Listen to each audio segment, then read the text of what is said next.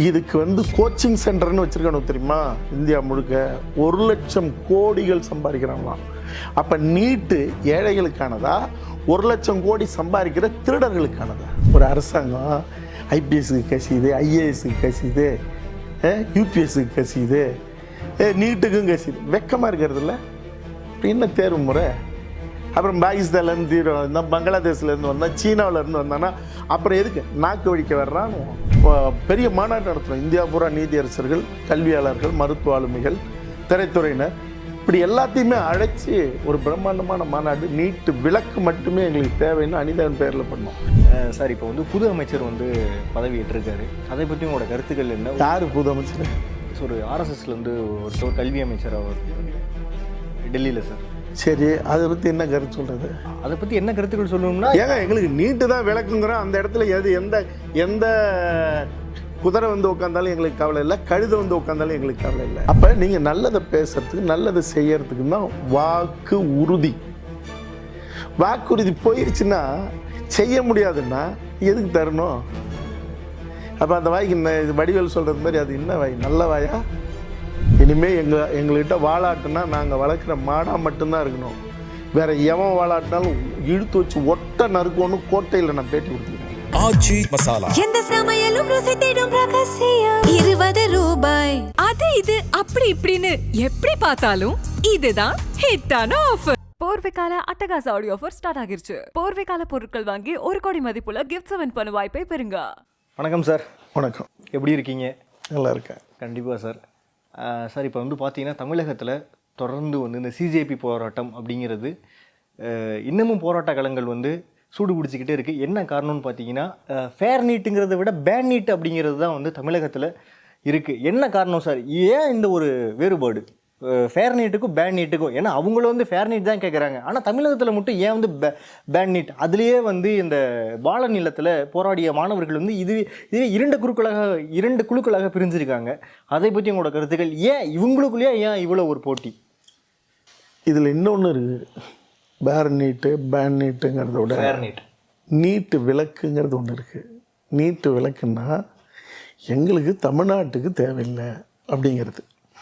ஏன்னா இப்போ வட மாநிலத்தில் ஒன்று சொல்கிறாங்க, சில மாநிலங்களில் ஒன்று சொல்கிறாங்க. எங்களை பொறுத்த வரைக்கும் பேன் நீட்லாம் இல்லை, நீட்டு விலக்குங்கிறது தான் எங்களுக்கு அவசியமானது. என்ன காரணம்? காரணம் என்னென்னா, நீங்கள் நான் உங்களை கேட்குறேன், எதில் படித்தா நீட்டு எழுதி அதிக மதிப்பெண் எடுக்கலாம்? கவர்மெண்ட் ஸ்கூலில் படித்தா? சிபிஎஸ்சிங்கிற படிப்பு தமிழ்நாட்டில் இல்லாமல் தமிழ்நாடு மாநிலத்துக்குன்னு ஒரு பாடத்திட்டம். அந்த பாடத்திட்டம் தான் எங்கள் தாத்தா படித்தார், எங்கள் அப்பா படித்தார், நாங்கள் படித்தோம். சிபிஎஸ்சி பள்ளிகள் சமீபத்தில் வந்தது தான். நீங்கள் சிபிஎஸ்சி பள்ளி பாடத்திட்டம்ங்கிறது இந்திய அளவில் அதிக சதவீதம் இருக்கிற கல்வி முறை. இப்போ உலகத்தில் அதிக மருத்துவர்கள், ஆளுமை மிக்க மருத்துவர்கள், பெயர் பெற்ற மருத்துவர்கள்லாம் இங்கே இருக்கிற அரசு பள்ளியில் படித்து தான் உலகம் பூரா கோலிச்சிட்ருக்காங்க. அப்போ அது எங்களுடைய தமிழ்நாட்டுக்குரிய பாடத்திட்டம். நீங்கள் நான் எங்களுக்கு ஹிந்தி வேணான்னோ, இந்தியாவினுடைய கல்வி முறை எங்களுக்கு தேவையில்லைன்னோ, நீங்கள் அதை உள்ளே திணிச்சு பார்த்தப்ப தமிழ்நாடு எதிர்த்தது.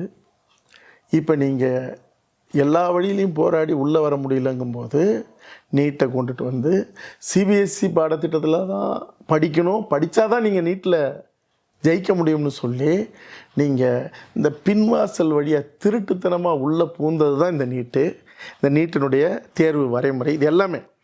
அதனால தான் நாங்கள் என்ன சொல்கிறோம்னா, உலகம்புற இன்றைக்கி திருட்டுத்தனங்கிற அதிகபட்சமான வார்த்தையாக இருக்கே சார். அயோக்கியத்தனமானன்னு சொல்லணும். அது எதை சொல்லுவீங்க?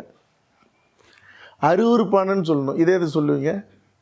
திருட்டுத்தனங்கிறது நான் சொல்கிறது டீசெண்டானது.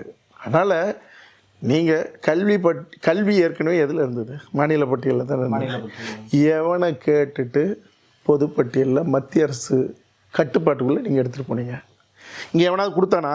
எந்த மாநில முதலமைச்சராவது ஐயா சாமி எங்கள் மாநில பட்டியலில் வேணாம் கொடுத்தானா? எடுத்துக்கிறதுக்கு நீ யார்? நீ கேட்கணும்ல, கேட்டால் ஒத்துக்கணும்ல ஒவ்வொரு மாநிலமும். அப்போ இது திருட்டுத்தனமா அயோக்கியத்தனமா? சொல்லுங்கள், நீங்கள் சொல்லுங்கள். ஒரு மனிதன்னா நீங்கள் கேள்வி கேட்டீங்க, நான் பதில் சொன்னேன். நான் இப்போ கேள்வி கேட்குறேன், என்னை கேட்காம என் உரிமையை பறிக்கிறதுக்கு பேர் என்ன? பொதுவான கல்வி அப்படிங்கிறது நான் கேட்டதுக்கு பதில் சொல்லுங்கள். என் வீட்டுக்கு வரீங்க, என் வீட்டுக்கு போகும்போது நீங்கள் இங்கேருந்து எதாவது எடுத்துகிட்டு போனீங்கன்னா உங்கள் பேர் என்ன? திருட்டுத்தனம் தான் பேர். அயோக்கியத்தனமோ அருவருப்பானதுமா மன்னிக்க முடியாததா? அப்போ என்ன கேட்காம எடுத்த உங்களுக்கு நாங்கள் என்ன பேர் சொல்கிறது? இப்போ நீட்டு விளக்கு நாங்கள் ஏன் கேட்குறோங்கிறது புரிஞ்சுதா? அடுத்த கேள்வி கேளுங்க. கண்டிப்பாக இந்த நீட்டுனால ஒரு கூலி தொழிலாளி மகளும் வந்து இன்றைக்கி வந்து ஒரு சீட் கிடச்சிருக்கு. அனிதா வந்து ஒரு ஒரு எக்ஸாம்பிளுக்கு சொல்கிறேன், ஒரு 100 மார்க்குனா அனிதாவை விட 101 மார்க் வாங்கினவங்களுக்கு தான் கொடுக்க போகிறாங்க. எத்தனை கூலி தொழிலாளியுடைய பிள்ளைகள் ஆட்டோ டிரைவர் ஏன்னா சார் இல்லை, எத்தனை ஆட்டோ டிரைவர் சொல்லுங்கள். இப்போ 100ல் ஒரு உங்களுக்கு தெரியுமா இந்தியாவில் எத்தனை மருத்துவ கல்லூரிகள் இருக்குது, எத்தனை மருத்துவ படிப்புக்கான இடங்கள் இருக்குது சொல்லுங்கள் பார்ப்போம். 174 இது இருக்குது சார். என்ன கல்லூரிகள் 174? சரி, எத்தனை சீட் இருக்குது? சரியாக தெரியல சார் எனக்கு. 65,000 அரசு கல்லூரி சீட்டு, கிட்டத்தட்ட 70,000க்கு மேற்பட்ட தனியார் மருத்துவக் கல்லூரிகளும் தனியார் மருத்துவக் கல்லூரி சீட்டு இருக்குது. அப்போ ஏறக்குறைய 1,30,000 மேற்பட்ட மருத்துவ சீட் இருக்குது. இந்த மருத்துவ சீட்டில் எங்கேயோ ஒரு கூலி தொழிலாளி பிள்ளை, எங்கேயோ ஒரு ஆட்டோ ஓட்டுறவன் பிள்ளை, எங்கேயோ ஒருத்தவங்க செருப்பு தைக்கிறவங்க வீட்டு பிள்ளை அப்படி வருதுன்னு அதை கட்டம் கட்டி போட்டு உடனே அதை ஃப்ளாஷ் பண்ணால் உடனே ஏழைகள்லாம் படிக்கிறாங்கன்னு சொல்லிட முடியுமா? சரி, 20க்கு மேற்பட்ட எங்கள் பிள்ளைகள் செத்துது. ஏன் செத்துது? இந்தியா பூரா செத்துக்கிட்டு இருக்கு. ஏன் சாகுது? ஒரு புள்ள படிக்கிறது பெரிய விஷயமா, 20, 40, 50 பிள்ளைகள் சாகிறது முக்கியமானதா? எதை கவனத்தில் எடுத்துக்கீங்க? அப்போ எங்கேயோ ஒரு இடத்துல இருக்கிறதுங்கிறது இல்லை. நீங்கள் வந்து முன்னைய விட இப்போ சொல்கிறாங்க 1,00,000 கோடிகளுக்கு மேலே 1,00,000 கோடிகளுக்கு மேலே இந்த நீட்டுங்கிற இந்த யமனுக்கு இதுக்கு வந்து கோச்சிங் சென்டர்னு வச்சுருக்கானு தெரியுமா? இந்தியா முழுக்க 1,00,000 கோடிகள் சம்பாதிக்கிறாங்களாம். அப்போ நீட்டு ஏழைகளுக்கானதா, 1,00,000 கோடி சம்பாதிக்கிற திருடர்களுக்கானதா? இப்போ நீட்டு இல்லைன்னா இல்லையா? நான் கேட்குறதுக்கு நீங்கள் சொல்லுங்கள். எங்கள் பிள்ளைங்க படிக்குது, ஸ்கூலுக்கு போதா? போகிறாங்க. ஸ்கூலுக்கு போய் படித்து பரீட்சை எழுதினதுக்கு தானே நீங்கள் இதுக்கு முன்னாடி மருத்துவ சீட்டு கொடுத்தீங்க. இப்போ படித்ததுக்கு பிறகு 1,00,000 கோடி எவனுக்கு அள்ளி கொடுத்துட்டு அதன் மூலமாக மறுபடியும் தேர்வு எழுதி நீங்கள் எங்களுக்கு மருத்துவ சீட்டு கொடுன்னு வாங்கிறதும், அதில் எங்கள் பிள்ளை சாப்பிட்றதும், எவனோ தின்னு கொடுக்கறதும். இப்போ நீட்டு யாருக்கானது? அதுக்கு தான் சார் ஃபேர். நீ என்ன செஞ்சுருக்கணும்? எங்கள் கல்வியிலே கொடு. நீட்டு எழுதுகிறோம் நாங்கள், எங்கள் பிள்ளைங்க எழுதுட்டுல, எங்கள் பிள்ளைங்க படிப்புலேயே நீ நீட்டு தேர்வு. நீ என்ன ஒரு கொஷின் நீ ஒன்று முடிவு பண்ணுறது? நான் படிக்காத சிலபஸில் நீங்கள் வந்து கொஷின் கொடுப்பீங்க. அதுவும் வட மாநிலத்தவர்கள் வெற்றி அடைஞ்சு இங்கே இருக்கிறவங்களாம் தோல்வி அடைகிறதுக்கான ஒரு சீட்டை நீங்கள் ஒரு தேர்வு முறையை கொண்டு வரீங்க, தேர்வு வினாத்தாளை உருவாக்குவீங்க. அதுவும் 100கணக்கான முறை அங்கே வந்து கசியும் வினாத்தாள். அதே மாரி இங்கே வந்ததுன்னா எங்களுக்கு தமிழில் கேட்குற கேள்வியில் ஒரு தேர்வு நடந்தபோது ஒரு வினாத்தாளில் 30க்கும் மேற்பட்ட பிழைகள் கேள்வித்தாளில் இருந்தால் உருப்படுமா ஒரு தேர்வு? அப்போ இதெல்லாம் எவனுக்காக, யாருக்காக? சார் நீட்டு மட்டும் இல்லை சார், இன்னைக்கு யூபிஎஸ்சி எக்ஸாம்ஸ், ஐஏஎஸும் ஐபிஎஸ் இந்த மாதிரி வினாத்துகள் வந்து கசிவு ஏற்பட்டுருக்கு. ஏன் நீட்டுக்கு அது வெக்கமாக இல்லை அது? ஒரு அரசாங்கம் ஐபிஎஸ்க்கு கசியுது, ஐஏஎஸ்க்கு கசியுது, யூபிஎஸ்க்கு கசியுது, நீட்டுக்கும் கசியுது. வெக்கமாக இருக்கிறது இல்லை? அப்படி என்ன தேர்வு முறை? அப்புறம் பாகிஸ்தான்லேருந்து வந்தால், பங்களாதேஷ்லேருந்து வந்தால், சீனாவிலேருந்து வந்தான்னா அப்புறம் எதுக்கு நாக்கு வழிக்க வர்றானோ? எதுக்கு? இந்த காரணம் யாருக்கு சொல்கிறீங்க? அப்போ ஏற்கனவே இருந்த மாநில பட்டியலில் இருந்த நிலையில் தரமான மருத்துவர்கள் எங்கள் மண்ணில் இருந்து வந்திருக்கான் பல்லாயிரக்கணக்கில். இங்கே இன்றைக்கி என்ன தெரியுமா செய்கிறாங்க? யூபி, மகாராஷ்டிரா, மும்பை, தமிழ்நாட்டில் போய் மருத்துவம் செய்கிறதுக்கு பிறந்ததுலேருந்து ஒரு உண்டியல் வச்சு அதில் காசு போடுறாங்களாம். எங்கே மருத்துவம் செய்கிறதுக்கு, எங்கே மருத்துவம் செஞ்சுக்கிறதுக்கு? தமிழ்நாட்டுக்கு வந்து. அப்போ தமிழ்நாட்டில் இது என்ன, பிறந்ததுலேருந்தே ஒருத்தன் உண்டியலில் காசு சேர்த்து கடைசி நேரத்தில் மருத்துவம் பார்க்குறதுக்கு தமிழ்நாட்டுக்கு தான் போகணுன்னு வரான்னா, அப்போ நீட் இப்போ தானே வந்தது. அப்போ இதுக்கு முன்னாடி இந்த மண்ணில் இருந்த மருத்துவர்களும் மருத்துவமனைகளும் இந்த மருத்துவ ஆளுமையும் எல்லாமே எங்களுடைய அரசு பள்ளியில் படித்தவர்கள் தானே. அப்போ உங்களுக்கு என்ன பிரச்சனை? நாங்கள் என்ன சொல்கிறோம், நீங்கள் யார் எக்கேடு கேட்டு வேணாலும் போங்க, இந்தியா முழுக்க உரிமையை பெற்றுத்தர போராடினது தமிழ்நாடு. நாங்கள் தான் அதிகம் இதில் பாதிக்கப்படுறோம். அப்போ அனிதா இறந்தபோது 20 பிள்ளைகள் இறந்தபோது நான் தான் வந்து காமராஜர் அரங்கத்தில் பிரம்மாண்டமான மாநாடு, இன்றைக்கி தமிழ்நாடு அரசு, இதுக்கு முந்தைய அரசு திமுக அரசு நியமித்தது ஏ.கே. ராஜன் அவர்கள் தலைமையில், அதுக்கு முன்னாடியே 7-8 ஆண்டுகளுக்கு முன்னாடியே நாங்கள் தான் அவர் தலைமையில் பெரிய மாநாடு நடத்துகிறோம். இந்தியா பூரா நீதியரசர்கள், கல்வியாளர்கள், மருத்துவ ஆளுமைகள், திரைத்துறையினர், இப்படி எல்லாத்தையுமே அழைச்சி ஒரு பிரம்மாண்டமான மாநாடு. நீட்டு விலக்கு மட்டுமே எங்களுக்கு தேவைன்னு அனிதாவின் பேரில் பண்ணோம். நான் என்ன சொல்கிறேன்னா, எங்களுக்கு இது தேவையில்லை. என்னைக்கா இருந்தாலும் நீட்டுங்கிற யமனை தமிழ்நாடு அரசு, தமிழ்நாட்டை ஆள்ற அரசு மானத்தோட வீரத்தோட அறத்தோட இந்த உரிமையை பெற்றுத்தருதோ இல்லையோ, ஜல்லிக்கட்டுக்கு வெற்றி அடைஞ்சது போல் தமிழ்நாட்டு மாணவர்களும் இளைஞர்களும் எங்களை போன்றவர்களும் அந்த யமனை இந்த மண்ணிலிருந்து அடித்து ஓட ஓட திறத்தாமல் ஜல்லிக்கட்டு வெற்றியை நாங்கள் எப்படி திரும்ப பெற்றோமோ அதுபோல் நீட்டுங்கிற யமனை விலைக்கு நாங்கள் இந்த மண்ணில் ஒரு சாதனை செய்யாமல் எங்கள் பிள்ளைகளை காப்பாற்ற, எங்கள் கல்வி உரிமையை காப்பாற்ற நாங்கள் ஒருபோதும் நாங்கள் வந்து பின்வாங்க போகிறதில்லை. கரெக்டாக சொன்னீங்க சார். ஜல்லிக்கட்டு மாதிரி அப்படின்னு சொல்லிட்டு, ஜல்லிக்கட்டுங்கிறது இருக்கிற அனைத்து மார்களும் ஒரே ஒரு விஷயத்துக்காக பேன் பீட்டா இதுக்காக போராடினது. இங்கே சிஜேபிலேயே உங்களுக்குள்ளே 2 பிரிவாளர் இருக்காங்க. எங்களுக்குள்ளெல்லாம் சொல்லாதீங்க. உங்களுக்குள்ளே அடிச்சா யார் அடிச்சுக்கிட்டது? யார் அடிச்சுக்கிட்டு? பாலன் நிலத்திலேயே யார் அடிச்சுக்கிட்டு? பேர் நைட்டு வேணுமா பேன் நைட்டு வேணுமான்னு கேட்டால் ஏங்க, அங்கே ஒரு இடத்துல அப்படி ஒன்று நடந்ததுன்னா உடனே இது எங்களுக்குள்ளே அடிச்சுக்கிறதா? நாங்கள் தெளிவோடு அறிவோடு இருக்கோம். அதனால் நீங்கள் கரப்பாம்பூச்சிங்கிற அமைப்பை சார்ந்து வந்தவர்களுக்கும் அல்லது இங்கே நீட்டு வேணான்னு சொல்கிறவங்களுக்கும் அங்கே நடந்திருக்கலாம். அங்கே நடந்ததே சாசனமாகாது. அதனால் அதை வச்சுக்கிட்டு இங்கே பேசாதீங்க சார். இப்போ இந்த நீட்டு அப்படிங்கிற இந்த ஒரு விஷயத்தினால இந்திய அரசில் இருக்க அந்த ஒரு கல்வி முறை இருக்குல்ல, அது மொத்தம் பாதிக்கப்படுதா? நம்பிக்கை போயிருச்சா? சந்தி சிரிக்குது. ஏன்னா இல்லைங்க, ஆமாங்க, சந்தி சிரிக்குதுன்னு என்ன? மூளைக்கு மூளை நின்று இப்போ அடிக்கிறானுங்களா? மூளைக்கு மூளை தானே. மூளைக்கு மூளை நின்று அடிக்கிறதும் எதிர்க்கிறதும் அதுக்கு பேர் தான் சந்தி. அங்கே சிரிக்குதுங்கிறது இருக்குல்ல, உலகம் பூரா பார்க்கறது. இன்றைக்கி கல்கத்தாவில் நடக்குதா? மகாராஷ்டிராவில் நடக்குதா? பாட்னாவில் நடக்குதா? மும்பையில் நடக்குதா? டெல்லியில் நடக்குதா? தமிழ்நாட்டில் நடக்குதா? அப்போ இதுக்கு பேர் நான் சந்தி சிரிக்கிறது தானே. அதனால் நான் என்ன சொல்கிறேன்னா, ஒரு முறை தவறு செய்யலாம், 2 முறை செய்யலாம், 100கணக்கான முறை நீட் வினாத்தால் கசியுது, குறைபாடுகளோட இது வரைக்கும் நடத்தப்பட்டிருக்குன்னா அதுக்கு நீங்கள் என்ன பேர் வைப்பீங்க? சந்தி சிரிக்கணும் பேர் வைப்போம். அப்படி தான். அதை விட இன்னும் மோசமாக வைக்கணும். வேணாம், இதோட நிறுத்திக்கணும். ஒரு நாகரிகம் கருதி. சார், இப்போ வந்து புது அமைச்சர் வந்து பதவி ஏற்றிருக்காரு. அதை பற்றி உங்களோட கருத்துக்கள் என்ன? யார் புது அமைச்சர்? ஒரு ஆர்எஸ்எஸ்லேருந்து ஒருத்தவர் கல்வி அமைச்சர். அவர் எங்கே? டெல்லியில் சார். சரி, அதை பற்றி என்ன கருத்து சொல்கிறது? அதை பற்றி என்ன கருத்துக்கள் சொல்லணும்னா, ஏங்க எங்களுக்கு நீட்டு தான் விளக்குங்கிறோம். அந்த இடத்துல எந்த குதிரை வந்து உட்காந்தாலும் எங்களுக்கு கவலை இல்லை, கழுதை வந்து உட்காந்தாலும் எங்களுக்கு கவலை இல்லை. எங்களுக்கு தேவை நீட்டு விளக்கு.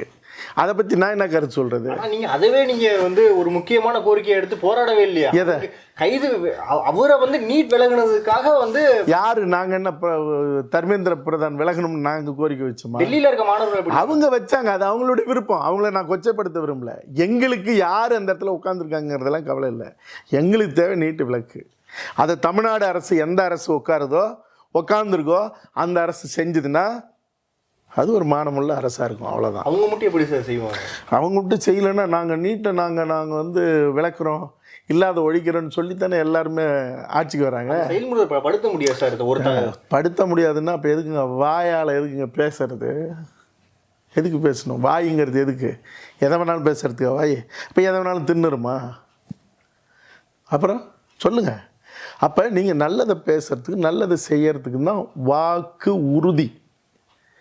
வாக்குறுதி போயிருச்சுன்னா, செய்ய முடியாதுன்னா எதுக்கு தரணும்? அப்போ அந்த வாய்க்கு இது வடிவேல் சொல்கிறது மாதிரி அது என்ன வாய்? நல்ல வாயா? சரி, இது வந்து இல்லை, நான் கேட்குறேன், என்ன வாய் அதுக்கு பேர்? எந்த வாயாக இருந்தாலும் ஆட்சிக்கு வர்றதுக்கு முன்னாடி நீங்கள் ஒரு வாக்குறுதி கொடுத்தால், அதுவும் உயிர் வலி போன்ற பிரச்சனைகளில் வாக்குறுதி கொடுத்தா செய்யணும். சார், இப்போ தான் சார் புது அரசு அமைஞ்சிருக்கு, நம்ம டக்குன்னுலாம் பண்ண முடியாதுல்ல சார்? என்ன செஞ்சார் தமிழ்நாடு அரசு? என்ன செஞ்சது நீட்டுக்கு சொல்லுங்க பார்ப்போம். எதுவுமே செய்யல. இப்போ எதுவுமே செய்யலை, நாடு பூரா கொந்தளிப்பதுன்னா அதுக்கு என்ன பேர் சொல்லுங்கள்? நீங்கள் கைத்தட்டி கொண்டாடுவீங்களா? எந்த அரசாக இருந்தாலும் எனக்கு எந்த அரசு இருக்குங்கிறதெல்லாம் எனக்கு அவசியமானதில்லை. என் மண்ணுக்கும் மக்களுக்கும் உரிமை சார்ந்து ஆக்கப்பூர்வமாக செயல் திட்டமாக என்ன செய்யுதுங்கிறது தான். அது இல்லாத எந்த அரசு உட்காந்துருந்தாலும் அது பெஞ்சு தைக்கிற அரசு தான். அதுக்கு இப்படிப்பட்ட அரசுலாம் இருக்கணும்னு அவசியமே இல்லை சார். ஆனால் அந்த ஒரு மத்திய அரசு இந்த நீட் விவகாரத்தில் அந்த அமைச்சரை கையெழுத்து சாரி சார், இந்த விவகாரத்தில் அமைச்சர் வந்து ராஜினாமா செஞ்சது கரெக்டுன்னு நீங்கள் சொல்கிறீங்களா இல்லைன்னு சொல்கிறீங்களா? எனக்கு இதை பற்றிலாம் கவலையே இல்லைங்கிறேன். நீங்கள் ராஜினாமா பண்ணுனா எனக்கு என்ன, பண்ணலைன்னா எனக்கு என்ன? ஏங்க எனக்கு வந்து ஆப்ரேஷன் சக்ஸஸ் ஆகணுங்க. எனக்கு வந்து பேஷண்ட் எல்லாம் டெத் ஆகக்கூடாது சார். இந்த மாதிரி நீங்கள் பேஷண்ட்டு டெத் ஆகிட்டாருங்க, ஆனால் டாக்டர் வேறு மாற்றிட்டாங்க அந்த இடத்துல, இனிமேல் அந்த டாக்டர் ஆப்ரேஷன் பண்ண மாட்டாருங்கிறதெல்லாம் எனக்கு அவசியம் இல்லை. எங்கள் வீட்டு பிள்ளைகள் எங்களுடைய கல்வி உரிமையோட மாநில பட்டியலுக்கு வந்து இந்த மண்ணில் மாபெரும் மருத்துவர்கள் மறுபடியும் உருவாடணுங்கிறதுக்கு தான் நாங்கள் போராடுறது. அனிதா வீட்டில் வழக்கு வாங்கி பிடிவாரண்டு போட்டு எனக்கெல்லாம் சம்மன் ஆகலை. எத்தனை முறை எத்தனை முறை போகிறது இங்கேருந்து செந்துறைக்கு அரியலூருக்கு போராட போகலாம், வரல அப்படின்ட்டு உடனே பிடிவாரண்டு. அதுக்காக 40 நாள் அங்கே போய் நான் கையெழுத்துலாம் போட்டேன் சார். 100 போராட்டங்கள் பார்த்துருப்பாங்க சார் இதே மாதிரி பிஜேபி. இதுக்கெல்லாம் அவங்க வந்து பயப்படுவாங்க நீங்கள் நினைக்கிறீங்களா? எங்களுக்கு யார் பயப்படுறாங்க பயப்படலைங்கிறதுலாம் இல்லை. நாங்கள் வந்து என்னென்னா இப்போ ஜல்லிக்கட்டு கூட தான் அவங்க பயப்படல, நாங்கள் நான் விட்டுட்டோமா? கடைசியில் மண்டிட்டு மானம் போய் உங்கள் தமிழ்நாடு அரசே சட்டமன்றத்தில் சட்டம் ஏற்றலான்னு சொல்லி கடற்கரையில் போராடிக்கிட்டு இருந்த என்னையும் 5 மாணவர்களையும் கூப்பிட்டு மாடத்தில் இடம் கொடுத்து ஓபிஎஸ் அப்போ முதலமைச்சர், எதிர்க்கட்சி தலைவர் ஸ்டாலின், நாங்கள் மேலே உட்காந்து பார்க்குறோம். ஏன்னா உலகத்துக்கு இவங்க சொன்னாங்கன்னா நம்ப மாட்டாங்க, தமிழ்நாட்டு மக்கள் 10 கோடி பேரும் போராடிட்டு இருக்காங்க, நம்ப மாட்டாங்கன்னு சொல்லி எங்களை பார்க்க வச்சு அது சட்டம்தான் அப்படிங்கிறத நாங்கள் ஹரிபரந்தாமன் ஐயா அவர்கள்கிட்ட உறுதி பண்ணிக்கிட்டு நாங்கள் தான் டிக்ளேர் பண்ணோம் போராட்டத்தை நிறுத்திக்கிறாங்க. ஹரிபரந்தாமன் நாங்கள் தான் டிக்ளேர் பண்ணோம் கோட்டையில்.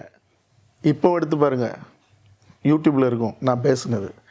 இனிமேல் எங்கள்கிட்ட வாலாட்டுனா நாங்கள் வளர்க்குற மாடாக மட்டும்தான் இருக்கணும், வேறு எவன் வாலாட்டினாலும் இழுத்து வச்சு ஒட்ட நறுக்கோன்னு கோட்டையில் நான் பேட்டி கொடுத்துருக்கேன். அதனால் இது வந்து என்னைக்கு தமிழினத்துக்கு எந்த அரசு துரோகம் செஞ்சாலும் யார்கிட்ட இருந்து வேணாலும் தப்பிக்கலாம், எங்கள்கிட்ட இருந்து தப்பிக்கவே முடியாது சார். சமீப காலமாக இந்த மாணவர்களோட போராட்டம் வந்து அது அரசியல் ஒரு வடிவமாக இருக்குது, அதை நீங்கள் கரெக்டுன்னு நீங்கள் நினைக்கிறீங்களா? அரசியல் வடிவம்னா அதாவது அரசியல் கட்சிகளுக்கு வந்து ஒரு பொலிட்டிக்கல் ரீதியாக ஒவ்வொரு அரசியல் கட்சிகளும் அதை யூஸ் பண்ணிக்கிறாங்களா அவங்களோட பேர் எடுக்கிறதுக்கு? ஏங்க நீங்கள் இந்திய எதிர்ப்பு போராட்டங்கள் 60களில் நடந்தில்லை, அப்போவே அந்த போராட்டத்தை திமுக கையில் எடுத்துக்கிச்சு. போராடினவன் தமிழ் இனத்தினுடைய இளைஞர்கள் செத்தான், 800க்கும் மேற்பட்டவர்கள் துணை இராணுவப்படை வந்து சுட்டு கொண்டது. அன்னைக்கே வந்து நூற்றுக்கணக்கான மாணவர்கள் இறந்தாங்க, ஆசிரியர்கள் தீக்குளிச்சு இறந்துருக்காங்க. ஆமாம். அப்போ அந்த போராட்டத்தையே தங்களுடைய போராட்டமாக மடைமாற்றிச்சு அன்றைக்கி இருந்த திமுக. அப்போ தான் அது கட்சி வளர்ந்து வருது. எல்லா காலகட்டத்திலையும் ஒரு போராட்டம் நடந்தால் அந்த போராட்டத்தை தன்வசப்படுத்துறதுங்கிறது அரசியல் கட்சிகளுடைய வழக்கமான ஒரு விஷயம். ஆனால் ஜல்லிக்கட்டில் நாங்கள் ஒருத்தனை விடலை.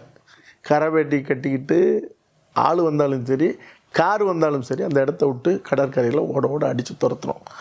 நீங்கள் வந்து இப்போவும் நடக்கலாம், ஆனால் ஒரு பரிசுத்தமான போராட்டத்தை இனிமே இந்த மண்ணில் அது தனக்கான தான் முன்னின்று செஞ்சது, தான் ஆளுமை செஞ்சு வியூகம் கொடுத்து செஞ்சதெல்லாம் இனிமேல் இங்கே வந்து சொந்தம் கொண்டாட முடியாது. மாறாக சொல்லிக்கலாம், இந்த கோரிக்கையை நிறைவேற்ற முடியாத மத்திய அரசு, ஒன்றிய அரசு, மாநில அரசு, ஐயோ இதுக்குள்ளே அவங்க புந்துட்டாங்க, இவங்க புந்துட்டாங்க, தீவிரவாதி வந்துட்டான், வெளிநாட்டு கூட்டம் உள்ளே வந்துருச்சு, இதெல்லாம் ஒரு மானங்கட்டத்தனமான பேச்சு. நீங்கள் வைக்கிற கோரிக்கையில் நியாயம் இருக்கா? அந்த கோரிக்கை நிறைவேற்றலைன்னா இந்த மண்ணில் இருக்கிற மக்கள், இளைஞர்கள், மாணவர்கள் விடுவானா விட மாட்டானா? அல்லது விடலை, இவ்வளவு நாள் எதிர்ப்பு இருக்குது, நீட்டு வந்த காலத்துலேருந்து எதிர்ப்பு இருந்துகிட்டு இருக்குது. அப்போ இந்த எதிர்ப்பை உள்வாங்கிட்டு எப்படி தர்மேந்திர பிரதானம் விளக்கணுமோ அதே மாதிரி நீட்டி விளக்கிட்டு போயிடலாம் அப்படின்னு முடிவெடுத்தால் ஆள்கிற ஒன்றிய அரசுக்கு, மோடி அவர்களுக்கு நல்லது. அதே போல் இது காலகாலமாக நீட்டு என்னைக்கு வந்ததோ அன்னைக்கு அனிதா செத்ததுலேருந்து 20 பிள்ளைகள் செத்துது, எல்லாரும் போராடி இருக்காங்க. தமிழ்நாடு கடைசி வரைக்கும் ஒத்துக்கலை. நாமளும் போய் அனிதா வீட்டில் அந்த இதில் வீட்டில் தரையில் உட்காந்து அந்த பிள்ளையுடைய அண்ணன்களுக்கு ஆறுதல் சொன்னோம். ஆக நீட்டு தேவையில்லைன்னு ஆக்கப்பூர்வமான நடவடிக்கையை தமிழ்நாடு அரசும் இன்னைக்கு முதல்வராக இருக்கிற விஜய் அவர்களும் இதை எடுத்திருந்தாருன்னா இது ஒரு மரியாதைக்குரிய நிலைப்பாடு. ஆச்சி மசாலா எந்த சமையலும் ருசி தேடும் ரகசியம் 20 ரூபாய். அது இது அப்படி இப்படின்னு எப்படி பார்த்தாலும் இதுதான் ஹிட்டான ஆஃபர். போர்வைக்கால அட்டகாச ஆடியோ ஆஃபர் ஸ்டார்ட் ஆகிருச்சு. போர்வைக்கால பொருட்கள் வாங்கி 1 கோடி மதிப்புள்ள கிஃப்ட்ஸ் வின் பண்ண வாய்ப்பை பெறுங்க.